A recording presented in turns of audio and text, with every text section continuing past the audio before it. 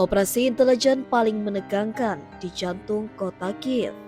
Ukraina secara resmi mengumumkan keberhasilan operasi khusus yang menewaskan agen rahasia FSB Rusia yang dituduh membunuh seorang kolonel senior Ukraina hanya beberapa hari sebelumnya. Ini bukan sekadar balas dendam, tapi pesan tegas dari Kiev ke Moskow. Kami akan memburu dan menghabisimu, bahkan di siang bolong. Siapa Kolonel Ivan Voronich? Bagaimana misi ini dijalankan?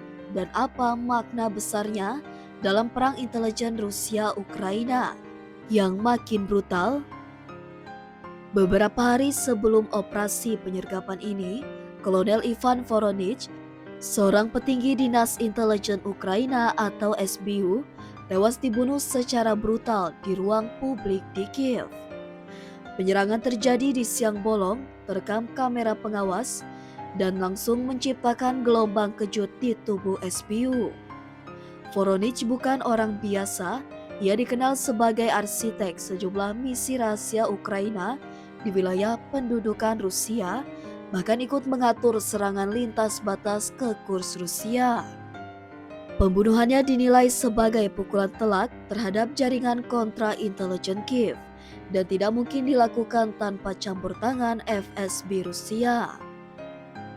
Minggu pagi, 13 Juli 2025, SBU menggelar operasi khusus. Targetnya jelas, anggota sel rahasia FSB yang bertanggung jawab atas kematian Kolonel Voronich.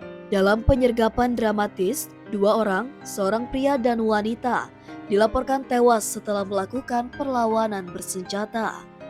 SBU menyatakan, pagi ini operasi khusus dilakukan, para anggota sel agen FSB mulai melakukan perlawanan sehingga mereka dilenyapkan. Video yang dirilis SBU menunjukkan 2 jenazah di lokasi kejadian dan menurut media Ukraina, keduanya cocok dengan pelaku dalam rekaman CCTV saat membunuh Voronich. Siapa mereka sebenarnya? Kemungkinan besar agen lapangan FSB dengan pelatihan tinggi dan identitas ganda. SBU menyebut bahwa kedua agen ini dibekali instruksi rinci dari atasan mereka di FSB. Tugas mereka menguntit Kolonel Voronich, mengamati pola gerak, dan mengidentifikasi waktu paling aman untuk menyerang. Setelah mendapat lokasi pasti target, mereka mengambil senjata api yang telah disimpan di titik koordinat rahasia lengkap dengan peredam suara. Aksi mereka rapi, cepat, dan nyaris tak meninggalkan jejak.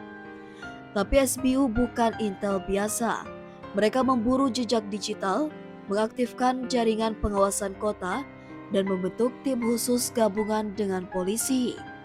Hasilnya, dalam waktu singkat mereka menemukannya dan mengepung tanpa kompromi. Sejak invasi Rusia pada Februari 2022, peran SBU berubah total. Dulu hanya bertugas menangkal mata-mata dan infiltrasi, kini mereka jadi eksekutor, misi-misi pembunuhan dan sabotase strategis. Beberapa misi mereka yang terkenal antara lain penyusupan ke fasilitas militer Rusia di Kherson dan Zaporizhia, pengiriman drone ke pangkalan udara Rusia di Crimea, bahkan serangan kejutan ke dalam wilayah Rusia seperti di Kursk. Kini, setelah salah satu komandannya dibunuh, SBU tak hanya membalas, mereka mengirimkan pesan jelas. Ukraina punya taring. Operasi ini berlangsung di tengah eskalasi baru dari pihak Rusia. Hanya sehari sebelum penyergapan, Rusia meluncurkan 60 drone kamikaze ke berbagai wilayah Ukraina. Angkatan Udara Ukraina melaporkan 20 drone berhasil ditembak jatuh, 20 lainnya digagalkan melalui sistem pengacau sinyal. Drone Shahid dan Lancet terus menghantui langit Ukraina, tapi SBU bergerak di darat. Dan dengan semakin banyaknya aksi-aksi saling balas antar intelijen, konflik ini tidak hanya terjadi di garis depan, tapi di jantung kota, di bayang-bayang dan dalam senyap. Bagi Rusia, ini tamparan keras.